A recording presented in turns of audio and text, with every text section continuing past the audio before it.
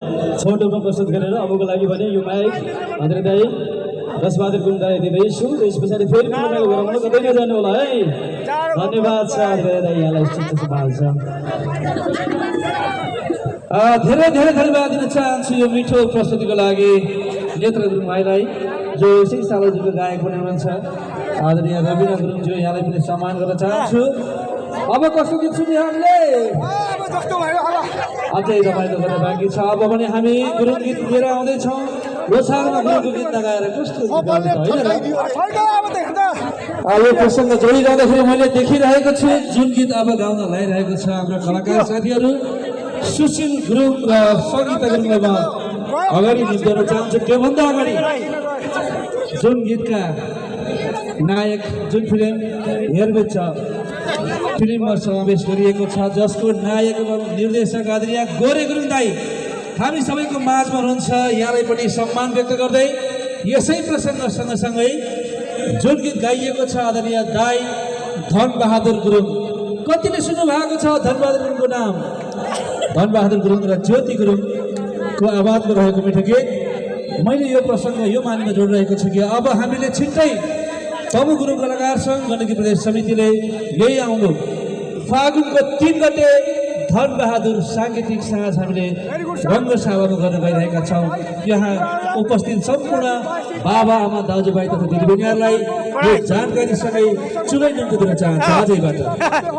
यहाँलाई थाहा छ धनबहादुर गुरुङ एउटा युग पुरुष गायक हो, जसले 2045 सालबाट जुन बेला नेपाली भाषामा समेत विदेशी भाषाहरूको प्रभाव रहिरहने बेलामा एउटा गुरुङ गीतलाई अगाडि बढाएर गुरुङ गीतको एउटा युग पुरुष बन्न सफल हुनुभएको छ, जसको आवाजमा हामीले हजारौँ गीतहरू सुन्न पाउनेछौँ। जस्तै भन्ने गीतहरू, त्यस्तै गरी छ्याम्रा निकल्छने, मुर्बै मुसाला धोले, रिमै थुमै प्रेतता रोजनी, क्रमनोरले भोकी फोला, चुमिलाले आगे ठागो, खाला भई माया, थुप्रै थुप्रै यस्ता हजारौँ गीतहरूका सर्जक आदरणीय दाई धनबहादुर गुरुङको साङ्गीतिक साँझ हामीले यही फागुनको 3 गते पोखरा रङ्गशालामा गर्न गइरहेका छौँ। हामी तमु गुरुङ कलाकार सङ्घको कल्याणकारी कोषको स्थापनार्थ यहाँहरूको लागि यो कार्यक्रममा आजैबाट यहाँलाई चुनाइ निम्ति दिँदै यहाँहरूको सक्दो सहयोगको अपेक्षा छ। यो सूचना यहाँहरूको माझमा प्रवाह गरेको छु।